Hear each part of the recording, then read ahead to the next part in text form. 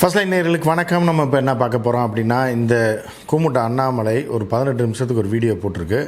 அதை பற்றி தான் பார்க்க போகிறோம். அது வந்து என்னென்னா, மும்மொழி கொள்கையை பற்றி பல கேள்விகளை கேட்டு டிஜிட்டல் போர்டெலாம் போட்டு விளக்கம்லாம் கொடுத்து கூமுட்டத்தனமாக கோமாளித்தனமான ஒரு வீடியோ வந்திருக்கு. இதற்கு வந்து பிடிஆர் கிட்டத்தட்ட தேர்தலுக்கு முன்பு எம்பி தேர்தலுக்கு முன்னாடி அவர் பரபரப்பாக செயல்பட்டு இருந்தார். கிட்டத்தட்ட ஒரு 6 மாதத்திற்கு மேலாக அவர் வந்து வாய்ஸே இல்லாமல் இருந்தது.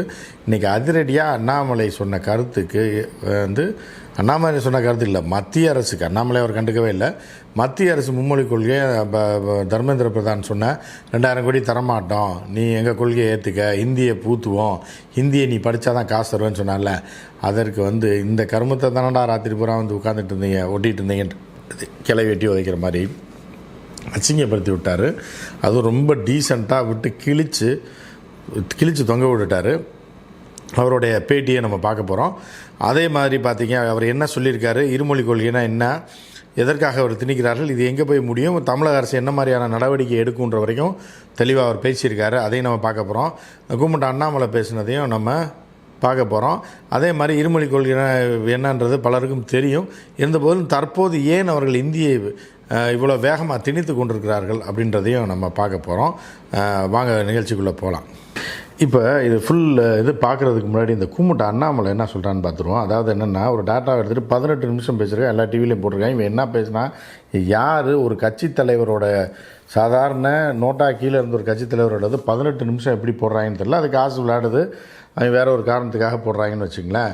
ஸோ இப்போ இந்த கூமுட்ட அண்ணாமலை என்ன சொல்கிறான்னு மட்டும் கேளுங்க, இதை பார்த்துருக்கேன். என்கின்ற அமைப்பு ஒரு லேர்னிங் அவுட்கம்ஸ், ஒரு மாநிலத்தில் படிப்பினுடைய தகுதி, கல்வித்திறன் எந்த அளவுக்கு இருக்குன்னு சோதிக்கக்கூடியது.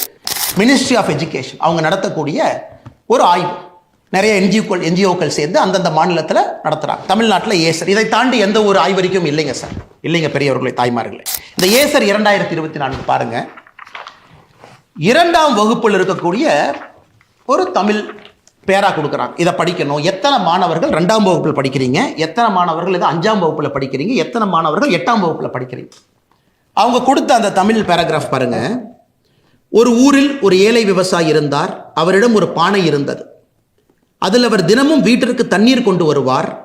ஒரு நாள் பானையில் ஒரு ஓட்டை விழுந்து விட்டது. என்ன செய்வதென்று யோசித்தார். அவர் தண்ணீர் கொண்டு வரும் பாதையில் பூ விதைகளை விதைத்தார்.